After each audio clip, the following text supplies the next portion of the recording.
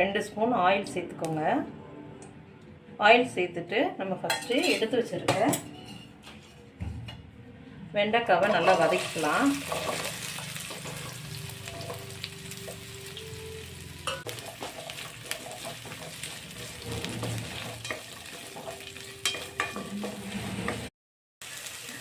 இப்போது வெண்டைக்காய் வேகிறதுக்கு லைட்டாக வெண்டைக்காவுக்கு மட்டும் குறைவா உப்பு சேர்த்துக்கோங்க. உப்பு சேர்த்துட்டு இந்த மாதிரி நல்லா வதக்கிக்கோங்க. இந்த மாதிரி ஃபுல்லாக வெந்ததுடனே எடுத்து வச்சிடலாம். அதே பாத்திரத்தில் திரும்ப 1 ஸ்பூன் ஆயில் ஊற்றுங்க. ஆயில் டக்குன்னு ஹீட் ஆயிரும். கொஞ்சமாக கடுகு சேர்த்துக்கோங்க. கடுகு பொரியட்டும்.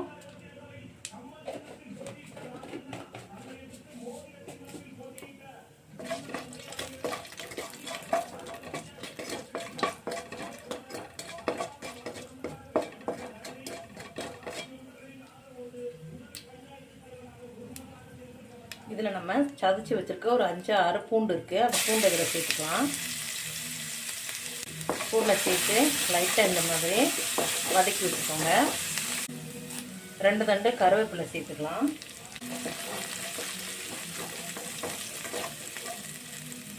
இப்போது நான் ஒரு மீடியம் சைஸ் பெரிய வெங்காயம் எடுத்திருக்கேன். அந்த பெரிய வெங்காயத்தை நல்லா வதக்கிக்கலாம். இப்போ இந்த பெரிய வெங்காயம் வதங்குறதுக்கு தேவையான அளவு சேர்த்துக்கலாம். ஆல்ரெடி நம்ம வெண்டைக்காயில் உப்பு சேர்த்துருக்கோம். இதில் கொஞ்சமாக உப்பு சேர்த்துக்கோங்க. தேவையானா நம்ம லாஸ்ட்டில் 2ஐயும் சேர்த்து மிக்ஸ் பண்ணும்போது நம்ம உப்பு சேர்த்துக்கலாம். வெங்காயம் இந்த அளவுக்கு வதங்கினா போதும். இப்போ இதுக்கு தேவையான மசாலா ஆட் பண்ணிக்கலாம். ஒரு 1/4 டீஸ்பூன் அளவுக்கு மஞ்சள் பொடி. உங்களுக்கு காரம் அதிகமாக சேர்க்குறீங்கன்னா கூடுதலாக சேர்த்துக்கோங்க. நான் இப்போ இதில் 1/2 ஸ்பூன் வத்தப்பொடி சேர்க்குறேன். இதை நல்லா சேர்த்து வதக்கி விட்டுக்கோங்க.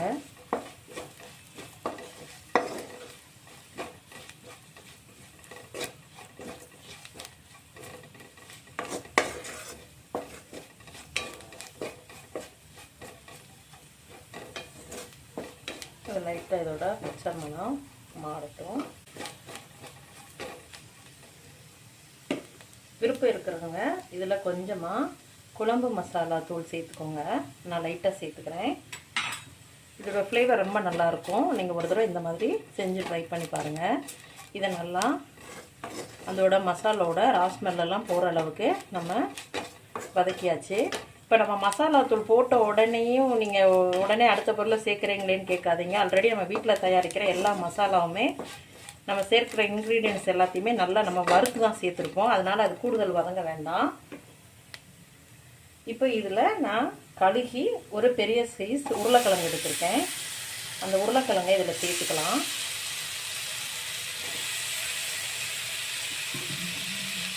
இந்த உருளைக்கிழங்கு இதோடு சேர்த்து நல்லா மிக்ஸ் பண்ணி விடுங்க. இந்த மசாலா எல்லாமே இந்த உருளைக்கிழங்குல சேர்கிற மாதிரி ஒரு 2 நிமிஷம் இந்த மாதிரி எல்லாமே இந்த மசாலா எல்லாமே இந்த உருளைக்கிழங்குல நல்லா படுற மாதிரி நல்லா வதக்கி விட்டுட்டு இந்த உருளைக்கிழங்கு வேகிறதுக்கு தேவையான அளவு தண்ணி இதில் நம்ம சேர்த்துடலாம். இன்னும் ஒரு 1 நிமிஷத்துக்கு நல்லா இதை வதக்கி விட்டுக்கோங்க. இப்போது 1 நிமிஷம் ஆயிடுச்சு. நம்ம இப்போ இதில் உருளைக்கிழங்கு வேகிறதுக்கு தேவையான தண்ணி சேர்த்துக்கலாம். அதாவது மேக்ஸிமம் உருளைக்கிழங்கு வேகிறதுக்கு எவ்வளோ தண்ணி தேவைப்படுதோ அந்த அளவுக்கு நீங்கள் தண்ணி சேர்த்துக்கோங்க.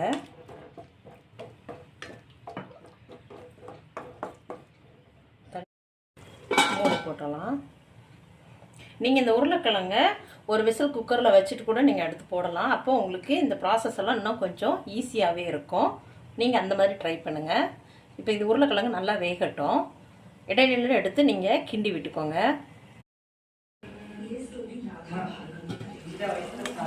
இடையில எடுத்து இந்த மாதிரி கிண்டி விட்டுக்கோங்க. ரொம்ப ஹை ஃப்ளேமில் வைக்காதீங்க.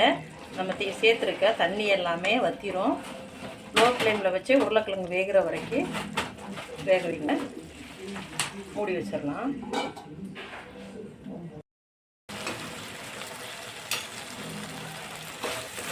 இந்த மாதிரி நம்ம சேர்த்த தண்ணி எல்லாமே நல்லா வற்றி இந்த தண்ணி கொஞ்சம் ஒன்றுமே இல்லாத அளவுக்கு இது நல்லா சுருளை வதக்கணும். இந்த அளவு வந்தாலே போதும். அடுத்த சிம்மில் வச்சுட்டு நம்ம வதக்கி எடுத்து வச்ச வெண்டைக்காவை இதோட சேர்த்துக்கலாம். சேர்த்துட்டு இதை நல்லா மிக்ஸ் பண்ணி விட்டுக்கோங்க.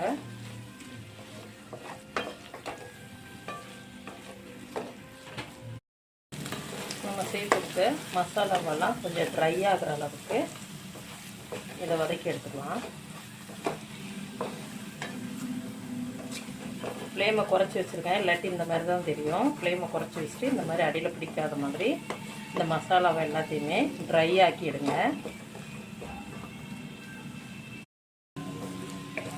இதுதான் கரெக்டான ஸ்டேஜ். இப்போ நம்ம ஆஃப் பண்ணி அடுப்பு ஆஃப் பண்ணிவிட்டு